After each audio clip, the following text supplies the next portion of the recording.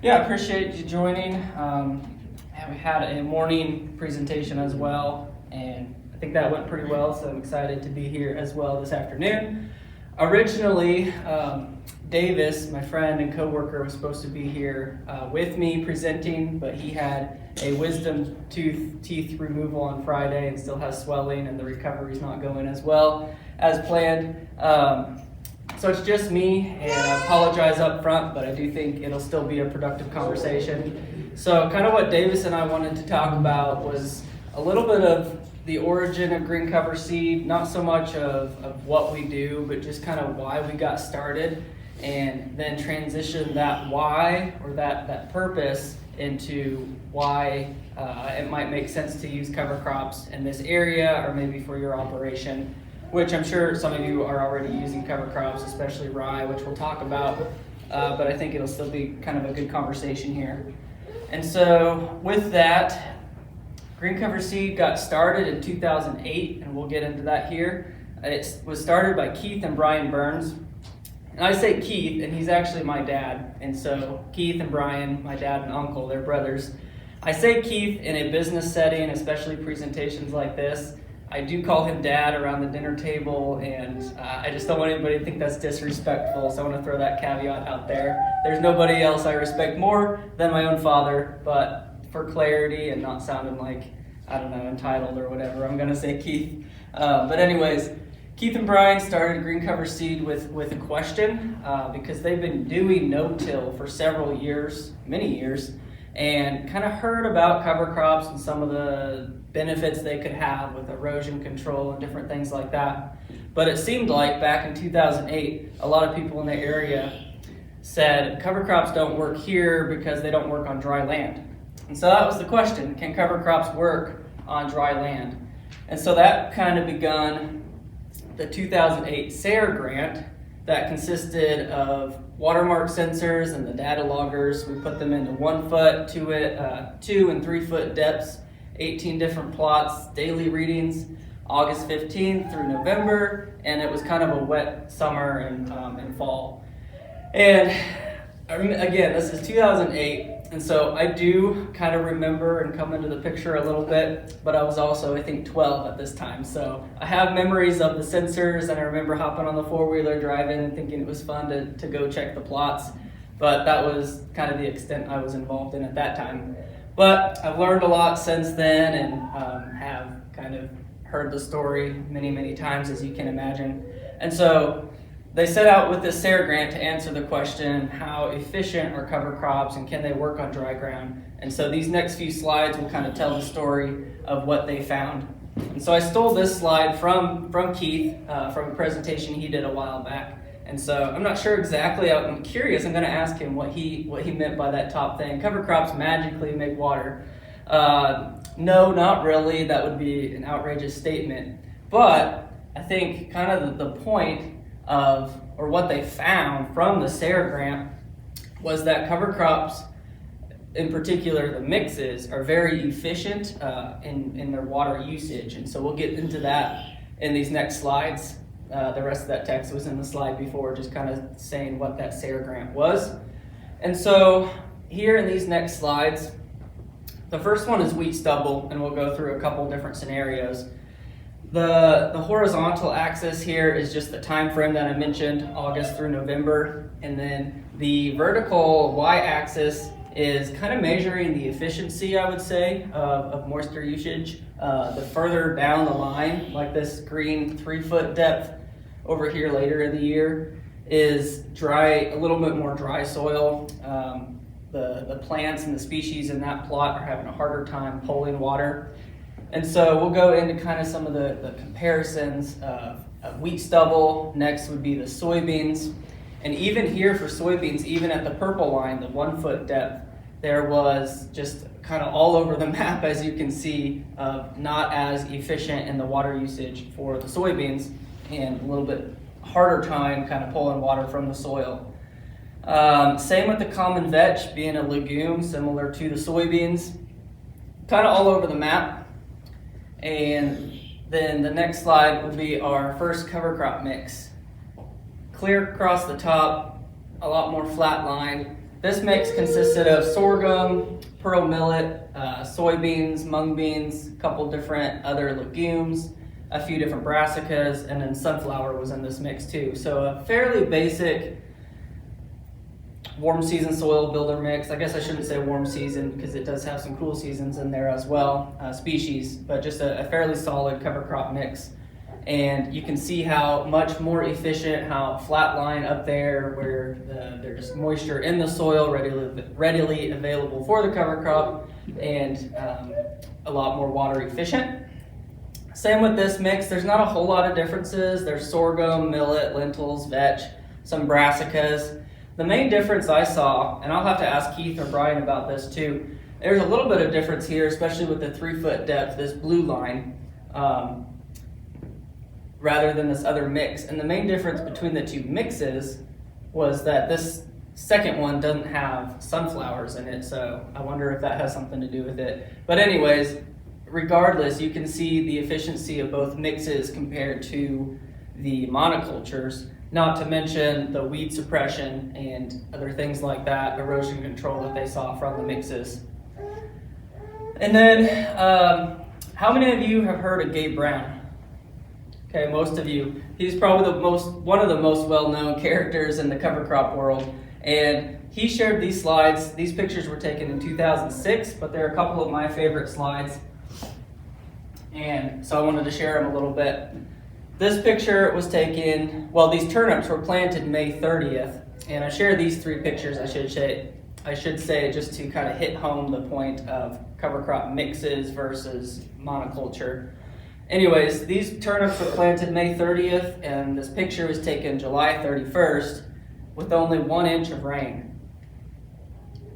Same with these radishes, same time frame, and just like the turnips were, these radishes are getting a little bit scorched because they only had 1 inch of rain in that time frame of that 60 days of growth. And then the cover crop mix, a little bit of a difference. Same rainfall, same location, same time frame and everything like that, same scenario. Less than 1 inch of rain, 60 days, and cover crop is green and looking pretty good, especially considering the circumstance. So with that, I'll pause on this slide for a little bit. That's just some of the benefits that Keith and Brian saw back in the day with those water sensors, learning from Gabe Brown, different people at No Till on the Plains, and that type of thing. And so that's kind of why they got the ball rolling with cover crops. And really, I might come back to this slide, but I'll skip over it. I kind of threw that in this afternoon.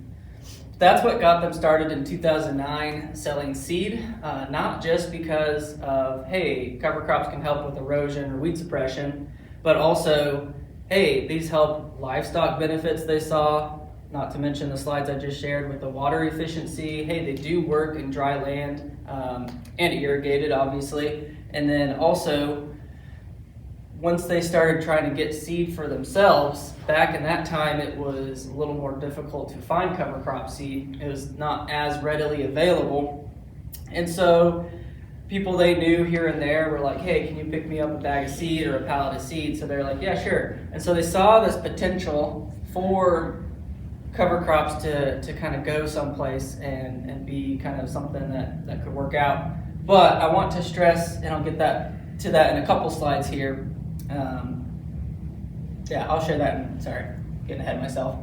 So in 2009, we started selling seed. That was our first year, and those were all pre-made mixes, like you can see here. Fast forward 1 more year, we bought this green mixer, started doing custom cover crop mixes, and so we threw this green mixer into the Morton building and started doing those mixes and sold seed for 25,000 acres. And that's kind of my first main memory of green cover, because we used to have a basketball hoop here on the door of the Morton. And so I used to spend a lot of time out there shooting hoops until one day Brian told me to get on this forklift and move the pallet of seed somewhere. And so from that day on, I learned to drive a forklift because I didn't know how before that day, and started shooting less basketball hoops and started moving a lot more seed. And so from there, we eventually built a bigger building a little bit up the road, and since 2011 have added on to this building quite a few different times, but it's still our main building. Hired a couple full-time employees, not me because I was still in high school, and then sold seed for over 100,000 acres. And then I don't have any more slides to kind of show where we are now. That's not really my main emphasis. That's just kind of to show how they got started. And this next slide is more of why, because I wanted to stress that Keith and Brian didn't start Green Cover Seed just to sell a bag of seed and make a buck, but because of all of the benefits and value they saw from cover crops back in the day, really what they saw was the soil health principles at work and just seeing how that can benefit the future, not just for themselves, but their kids, their grandkids, and different things like that. And so here's our mission statement, or our purpose, I guess you could say, is helping people regenerate God's creation for future generations. And then our 30-year goal, along with that kind of future thinking, is our BHAG, and that stands for Big, Hairy, Audacious Goal, as we like to say. And let's see here, put that there. But that's to be the recognized leader in driving the adoption of cover crops, 100 million acres in 2050. And so that's not to say that we want to sell 100 million acres worth of cover crops in 2050, because that's quite a lot. We don't think that's feasible. But we would like to see that many acres covered in cover crops, and so we want to continue being the leader in education and different things like that. And so we want to promote cover crops, and not just cover crops, and that's maybe where I should have the soil health principles slide. Maybe I'll change that for next time. But implementing those soil health principles, which then cover crops come into play with quite a few of those. And so that's kind of our mission and our purpose and our why is to do those things. And so we do mixed cover crop seeds for all types of different scenarios. And we'll touch on a couple today, but we'll get into that. But yeah, corn, beans, sorghum, wheat rotations, and other cereals. Davis, who again isn't here today, he has done a lot this year with orchards and vineyards. Our biggest order to date was from a producer in California doing a lot of vegetables, and so done some of those different things. Myself, I lived in Mississippi for 2.5 years before moving back here to Nebraska earlier this year actually, and so I got to work with a few Louisiana farmers who grew sugarcane, and so they've ordered cover crop seed 3 years in a row now for their sugarcane operation. And then obviously in the southeast, a lot of cotton and things like that. The list goes on, but the question, how can I fit cover crops into my existing rotation? How can we do that here in this county or just in Nebraska as a whole? So we're probably gonna focus more on maybe the corn and the bean rotation, or bean and corn rotation. So we'll get into a little bit of that. And so, sorry, I made another drink. I'm not used to talking this much in a day. I like this slide because I just talked for almost 15 minutes on the benefits of multi-species cover crops, of diversity, of the benefits of having more than just one species of cover crop out there. But it really all depends on your context, on your goals, on your time frame. Sometimes cereal rye by itself can be the best option. If you were to plant something today, which maybe you should, maybe you shouldn't, but if you planted even a couple weeks ago, I wouldn't recommend a multi-species cover crop that had, peas and clover and radishes and, certainly not oats and that type of thing, because it's not going to germinate. Even if it germinated, it's going to cold kill in a couple weeks. And so if you needed to plant something after a late harvest of corn, sometimes rye by itself is a perfectly fine option, a great option even. Rye only needs 34 degrees to germinate in the fall, and then it'll be the quickest thing to go in the spring, offering some really good early weed suppression in the spring. And let's see, it also has continued weed suppression, fungal food, protects the soil even after harvest, because oftentimes you'd roller crimp it, or however you terminate it, it's going to have that flat mat across the soil, controlling weeds and protecting from erosion, which again gets into some of the soil health principles, even just with rye. And so if you know your context and kind of taking care of some of those, you get, even just with a monoculture of rye, 3 or 4 of the 6 soil health principles that we like to kind of talk about. So here's a couple pictures that we have just comparing this one is comparing a rye cover crop on the left versus no cover crop on the right into beans, obviously here. And so you see not as many weeds on the left because there is that rye cover crop. Quite a few weeds on the right in between the rows because it's just bare ground. Just another slide of some good, nice growing rye. I'm not sure exactly when that is in the spring, obviously. Just a good thick stand, controlling weeds, and then kind of taking it full circle with these next couple slides. You can see underneath these beans is just a flat. In this case, it was roller crimped, the rye, and so good weed suppression and things like that. And then again, to bring it full circle with harvest, clean field out there, no weeds, and so that's just kind of the easiest way to get started with cover crops, and I'm sure many of you are actually doing that. But it fits so well going after corn into beans, planting rye. Pretty doable to terminate before going into following cash crop. So that's a good option. And then talking a little bit more about after beans, before corn, going into corn, gets a little more interesting. And on this slide, we kind of talk about two routes to go, probably a lot of routes with cover crops and farming in general. But one route to go is just a simple cover crop, kind of what we just talked about with rye, or you can throw in some other cereals, winter wheat, triticale, or even some barley and oats and that type of thing. Maybe incorporating some brassicas, again, if you have the time and are able to get those established enough in the fall.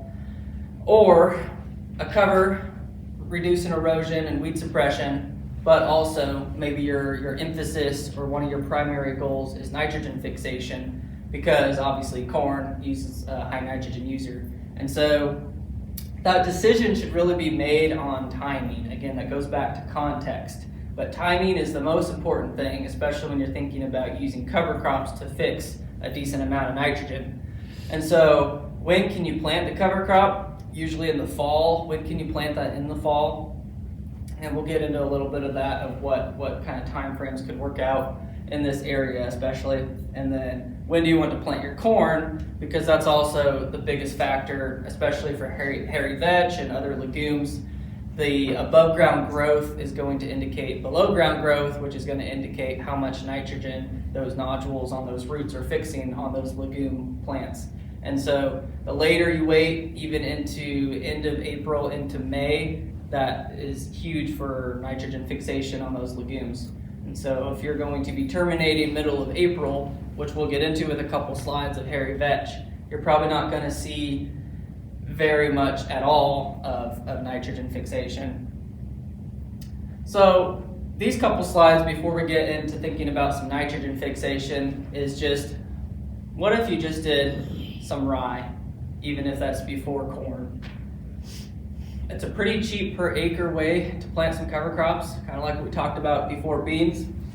Sometimes you might only get 10 inches of growth before you need to terminate, and you might think that's just not very productive. But again, it's cheap per acre, and you're still having weed control, you're providing habitat for soil biology, you're still kind of grabbing at these handful of soil health principles. And then erosion as well is kind of another benefit with the rye. But leading up to here, just kind of talking about the nitrogen route. So let's see, let me catch my thoughts here. Yeah, using a legume to fix nitrogen only if you're willing to give it time, like we talked about. And so let's see. Yeah, we'll stay on this slide for a little bit. These next few slides we'll compare, and these are just monocultures here from our plots, which we thought were a good demonstration of winter peas on the right and hairy vetch on the left. But usually in a bean corn rotation, we would come up with a mix of rye and hairy vetch, and then kind of go from there if we wanted to add some clovers or peas or other species. But for these pictures, it's just a monoculture, kind of talking about the growth and the time frame, especially in the spring. But this is why it's important to not expect a lot of nitrogen if you're planting or if you're terminating, I guess you could say, the legumes April 15th. Because April 15th, you see a little bit of growth on the peas. It's actually looking pretty good, but not a lot of biomass, which is going to lead to not a lot of nitrogen fixation. Even worse here on the left with the hairy vetch, not a lot of growth. But look what 2.5 weeks or so, May 4th, that's a pretty big difference in those plots. And so the peas are anywhere between 12 and 15 inches tall. The vetch is a little bit taller, actually, at 16 inches or so. And one thing to note on the vetch, as you probably know, it's very viney and branches out quite a lot. And so I don't know how you can say that the hairy vetch is only 16 inches. It's probably more like, who knows how long, maybe here to the, across the room, just because of how much it vines. You can't hardly walk or run through there, else you get tripped up. And so, can I ask a question? Absolutely. So I have hairy vetch right now in a field. I'm a little bit worried about it. Okay. In the spring, but Yeah, can you plant through that okay without anything special? I think so. How are you planning on terminating? I'm gonna wait till it gets big. I'm gonna plant it and then terminate it weeks later. Okay. Make sure you've got, if you're using sharp discs, Sharp discs. it'll plant better green and crisp. Well, that's exactly what my Yeah, understanding the is. crisper it is, the better it is. My goal is to plant in between my rows. I've planted twin rows. My Okay. goal is to plant there, but GPS doesn't actually do it perfect, so. Yeah. Yeah. I just wondered about planting if there's gonna be spots where I'm running over it. Is that gonna cause a tangled, it looks like something would cause a tangled mess. I use a roller crimper, that's the way I form You use Yeah. a it. Then I crimper. roll it down and I've never plugged yet. I should have had some pictures of rolled down hairy vetch. It looks so How cool. long do you have to let it go Carpet. before you I let run? it go to full maturity to get the full benefits of nitrogen. Yeah, and then you're pushing your planting date back quite a Yes, bit. Yeah. first June. You I've know, got pictures of my son where you can't see the full-born planter. Where it's the Vetch. seed cans. He's planting through vetch and a bunch of other stuff too. I wasn't over there, but I saw the picture. You cannot see it in the seed cans up under the planter up there. And it's working fine. What kind of trash whippers do you have on? Would be one question I would Nothing. ask. you don't, Take long. you don't go. If you don't have trash whippers on it, I wouldn't worry about it. Don't put them on. And if you have, Just just roll lift them all the way up, or they might I would still. take them off because If of they're the. Yeah. They'll probably, that's what the rabbit. Especially if they're the tooth ones, Yeah. they'll start wrapping. All you want is really sharp disc openers, and, I'll tell you, if you replace them, I don't have any, but my son has, but there's not that Iowa that makes a replacement. Kind of a Through sawtooth. these, and it's serrated, The sawtooth. Yes. Yeah, I've and seen it it. wears sharp, and that sucker wears sharp. Yeah. They've got them on drill, we've got only 3,000 acres on a drill, and there's a sharp tree. Yeah, no-till in general, and especially I would say with rye and vetch, it's important to have the sharp, and down pressure, but Yeah. sharp All, discs. the more pressure you get, the better. I always compare it to like fourth or fifth cutting off of the stems of that fine. So that makes it easy if you got good openers. Yeah. Cut right through it. I don't even have any additional weight on my wire. Are you waiting at all to plant corn after you terminate, or are you going right into it I after do it on rolling? pass. Oh, okay, I yeah. control- So you have the roller in Well, front? the nitrogen I get, which takes about the first few days of June for me, Yeah, at my location. You just plant and roll one shot. yeah. That's it. How much nitrogen are you getting from that, or how much are you putting in? Well, they just done research out there. 2 years ago, we can get anywhere from 150 to 200 pounds, and half of that's available. Yeah, And if you've done this over continuous year, you kind of build up a savings account, Mhm. because you get 25% of what you had last year and so on and so forth. Is that all your nitrogen then? Or do you- That's all I do now, I don't buy anything. I just roll and plant. yeah. So here's another picture just at the end of May, what that looks like. And then, yeah, we do have some research here. I think this was from this last year's plots. And this was Davis's slide, so I wish he was here today to talk a little bit about it. But this was a plant analysis from Ward Labs. But these red arrows are pointing to the nitrogen, and both of these are over 200 pounds of nitrogen per acre. And again, half of that probably available, and then kind of 1/4 and 1/8 is what Dale says is kind of available the next cascading years. Takes a while to get the ball rolling, Yeah, but if you keep at it and stay faithful, yeah, you'll build it out. yeah, It's really not a big deal on our third planter on this type of work. And this planter, We got a lot of different soil types, different hardnesses. We did go to the hydraulic ground pressure just to keep the depth level, but as far as going through the vetch and whatever's out there, it doesn't make a difference, but because of the soil types, soft and hard, we did put our ground pressure on. But when you do that, you're gonna get a bigger horse in front of it to pull that bitch and pull hard. We've got a 31 base, 200 horses, just really move it. Is that for vetch or You plant every vetch every year? Nitrogen From the vetch or which cover? Yeah, so the same as the following. So the left is the hairy vetch, and then the right was the Wyoming winter peas out of University of Wyoming. And not normally, we wouldn't normally see this, I wouldn't say. We actually saw higher nitrogen fixation from the winter peas. And these were planted at a full rate of 50 or 60 pounds. The vetch was a full rate of 25-ish pounds, maybe 30, 25 to 30 pounds seeding rate. But yeah, the peas had 241 pounds of nitrogen, and the hairy vetch was 217 pounds of nitrogen per acre. And again, you might not see that every year. And again, only half of that would probably be available the first year, and then it kind of builds up from there. However, that's still, even if you take half or more, that's pretty significant nitrogen fixation. This year, does that say 21? Yeah, So that's just your. yeah, so these were planted about a little over a year ago. These were planted September 30th, I believe, and then Davis had these tested in June. So, yeah. So we found out, we started during the first of August to seed corn. We just keep taking more of the variety away. The later it gets the season, the more we get more rye, less other varieties, because rye, I'd plant right there, it wasn't done, I wouldn't worry about it. But just because of the growing season gets shorter and shorter, and so Right. you just can't make it, so. The seed fields, we found in our best fields, we broadcast brassica and turnips, rye, and whatever else he wants on, or at tassels for a long time, and then I follow the pickers when they pick, if the ground's the right location. I just go diagonal out there and sow rye right into it or to the gallon, just to get more pasture. We've got some guys around for grass pasture, and we just get more coverage out there. But you can sow through those turnips and that stuff when they're coming up, because it doesn't hurt anything. You might knock out one or two, but there's plenty of them out there yet. But, What I'd like to add about hairy vetch is if you let that go to that stage maturity, like he says, it's probably gonna go down and then you got rye in to hold it. I don't either, because I don't like the conflict between the maturity dates and the two. That way, if I go with just vetch, I don't have to worry about that. Sure. When it's ready, it's ready. I'll do Yeah. it now.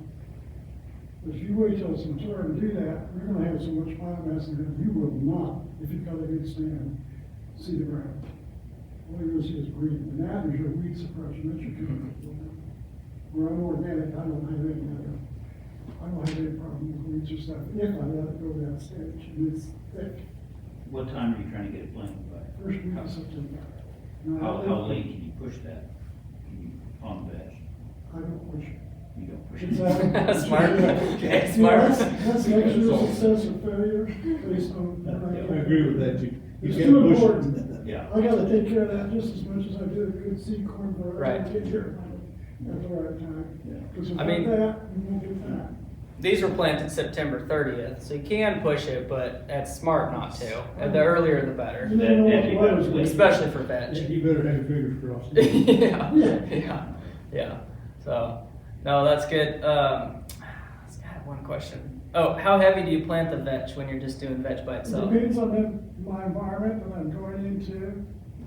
The best thing I ever had was flying it on an airplane in the soybeans after last irrigation, just before the leaves dropped. It lit on wet ground. It was totally canopy yet for the beans. We get a lot of wind in Nebraska, that seed shook through. And I had no rows, it was just a mass. And that was the cleanest, best field I've ever had. There wasn't a weed in it. People thought I used chemicals, and I did not. But it did that well, and then when the leaves fell, it cleared the blanket. And I stayed on top of it for probably a month, making sure those seeds were damp, so they would germinate. And I saw nothing that fall. I thought it was going to anyway, but that was a waste. Until next April actually, it started turning green out and holy cow, what's this? And by the time the 1st of June came around, it was just incredible. Just Yeah. roll it down. Only thing about planting beans is there's about 1 day or 2 that they gotta do. Yeah, you gotta be on the You ball. gotta- You gotta be Well, that paying window's about that wide. Yeah, I But it feel like works. broadcasting, especially aerial seeding, is kind of the definition of hit or miss. Like there's a lot of variables at play. It can work great, but man, it can also not. Yeah, So you gotta be on top of your management or you're gonna get in trouble. right, yeah, yeah. Well, I appreciate these questions. We can kind of keep them coming. I have a few more slides. Yeah, that's kind of the end of that main section. I have a few slides on Smart Mix that we can go into. We don't necessarily have to. How many of you have heard of or have used the Smart Mix calculator? Okay, so a few of you. So we can get into that, but feel free to chime in with other questions about the rye and the vetch and the peas, or we can kind of go through a couple more slides here. But one way that we feel like is a good way to or I guess one thing that's different, obviously a lot of things are different from 2009 to 2021, but you remember that 2009 slide, we were only selling pre-made mixes, and then kind of the next year, obviously up until now, we do custom cover crop mixes. And so a way to do that is our Smart Mix calculator. And so this is just kind of the home page, and then you click on start a mix after you log in. And again, this kind of goes back to context and knowing your situation. So this first step, you'll have to put in your zip code, and it calculates average rainfall, which you can kind of adjust with an irrigation number too. And then your seeding date and termination date, next cash crop, and then your goals. Those are kind of the main things that the calculator is calculating to kind of recommend different cover crop species. And then kind of some of this other info you're putting in as well. And one thing I would kind of like to mention on Smart Mix, I said that next cash crop is an important one to put in, but I have a lot of people call me on the phone and things like that and say, hey, I'm not really going into a next cash crop. What do I put here? But there is an option. Other warm season grass is an option, or other cereal. So even like in a garden setting or something like that, you could just put other cereal, and it's not going to affect the ratings all too much. It's mainly going to go more towards your goals, and then your time frame is kind of what it's calculated more heavily on. So it doesn't have to, cover crops don't have to be just on row crop situations, is my point there. And then you have an option here on step 2 to add the species. Click on the green plus button, and then you'll be able to add species. There's 4 different categories up here. I don't know, that might be kind of hard to see on the screen, but the first one that comes up is excellent, and then good, and then risky and marginal that you might not want to mess with. But if you go in there and kind of tweak the planting date, those might change. There might be only 20 in excellent if you change to a shorter growing window, or maybe more if you make it longer, that type of thing. And then kind of factors in the different things and puts in the species, and then you can adjust. You can turn off, which I did in this screenshot, you can turn off this auto adjust and put in your own pounds per acre and that type of thing, but it kind of gives a similar full rate to everything in the mix right off the bat. And then kind of a summary, pretty upfront, cost per acre and seeds per pound and seeds per acre and all that good stuff. So that's just the Smart Mix calculator tool that we like to use, and so it might look different. I really hope it looks different in a couple months, because we're working on things over the winter. It seems like it's been our project for like 3 years in a row, and it's not changed that much, but this year might be different. And a lot of it is on the back end, but I hope it looks and feels a little bit different. And so it's going to be new and improved once again, and so I'm excited for the changes there with the Smart Mix calculator. And let's see. Yeah, I guess I'll conclude there, and we can get into some more questions. I think we have almost 10 minutes or so. But know your why, your goal for planting a cover crop. Again, that goes back to context, your timing, why might you plant only rye closer to this time of year. But if you can plant cereal rye, you can plant cereal rye, why not? And then, as we talked about here in kind of a good conversation with the nitrogen, the earlier the better, and giving it time to grow in the spring. So the later the better in the spring into May, but the earlier the better in the fall to plant. So, And then I also want to give a plug for our resource guide. I have a box here. This is our latest edition, but we are working on this is the 7th edition. We're working on the 8th edition that'll be put out in a couple months. But if you want to grab a resource guide, you're more than welcome to do so. There's a lot of good soil health and cover crop articles from all across the country, probably even world, I believe, in this edition. And it's not so much a little bit of information about us and some of the mixes we sell, but more so just good information about soil health. And then along with that, you can contact Davis with all your questions and or me, and I'll conclude with that and open up to some questions.